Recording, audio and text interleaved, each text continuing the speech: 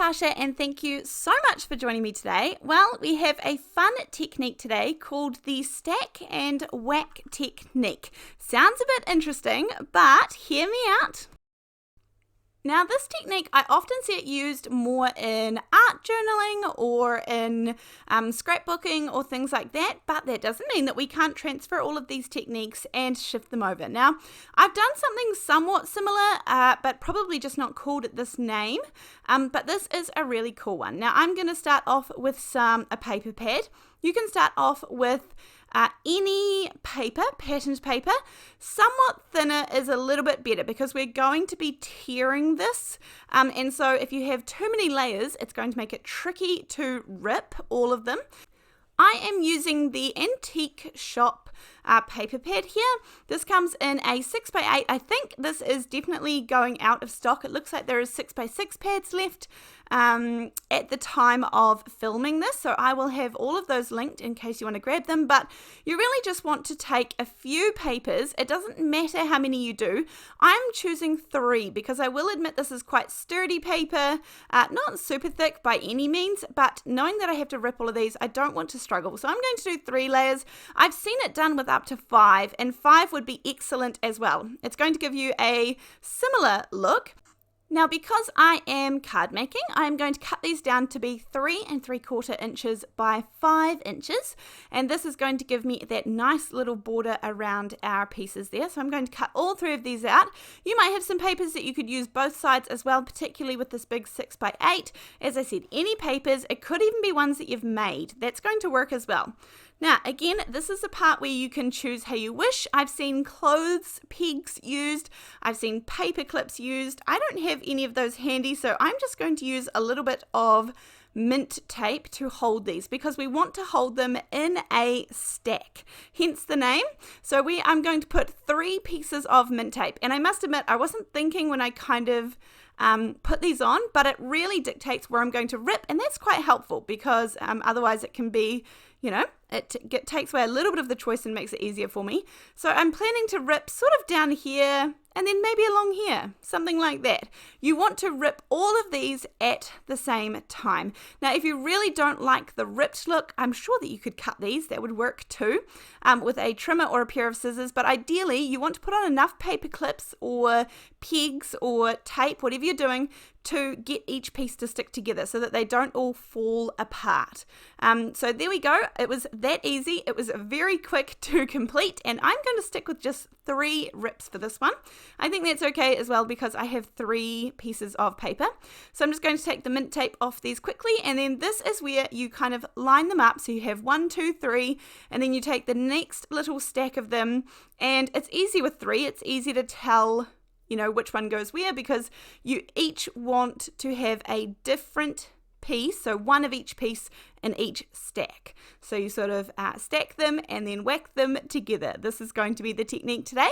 I chose to add a little bit of brown ink just around those torn edges because they were very white, and I like the look given the antique nature of these pieces. I like the idea of that little bit of brown edges, but you could really do it like a blue, a turquoisey blue would look gorgeous too.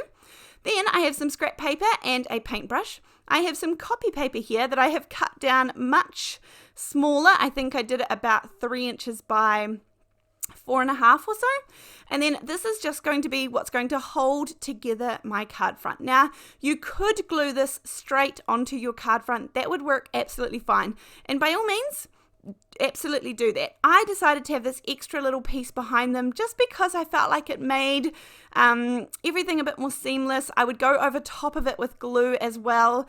So yeah, to each their own, and I am just going to use my Ranger Multi-Medium in the matte finish and a little paintbrush to go over top of the whole thing.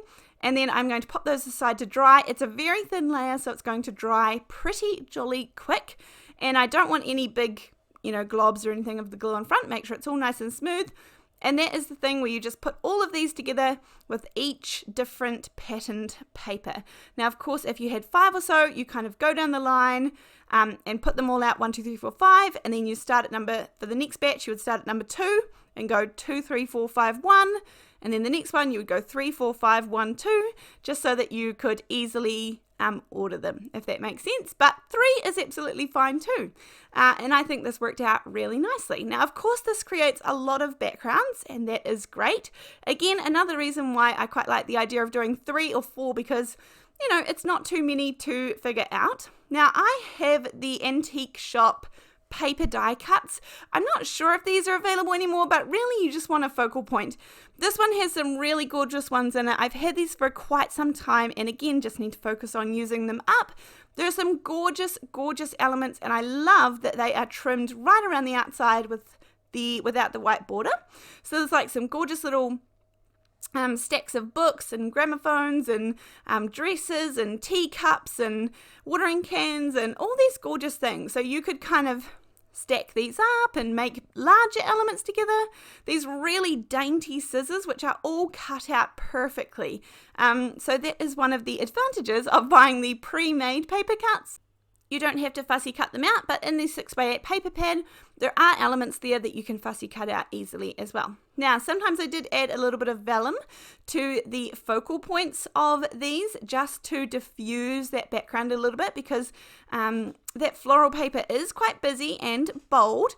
Now, I will say at this point, this is where I didn't look up and see that my SD card was full of filming, so filming stopped without me knowing. But you'll see me put together the first card here and then begin to put through a few more, and then I just have pictures of the finished cards, but I'm sure that you can get the gist of the idea that I use some double-sided tape to flatten these and keep them nice and flat onto the card base, a 4 1/4 by 5.5 inch card base. I add a little bit of the 1mm foam tape just to give it a little bit of dimension, and then I use the Simple Stories sticker book, and that is where I got all of my sentiments from. And again, it has that little bit of antique-y, vintagey cream sort of vibe to it, so it worked really well with the look of these. So I just put a few of them together, added the sentiments, and they were really good to go. This was a fun technique that you absolutely could try. You could make this for any occasion, holidays, Christmas, Easter, all of those occasions where you can use the stack and whack technique. So as I said, I had a little hiccup with filming. However, here are the finished cards for you. So I hope you have enjoyed this video. I hope you give it a go. And if you do, post your photos over at Come Crafting with Natasha on Facebook, and I'll be able to see them there. Other than that, thank you so much, and I will see you in the next video.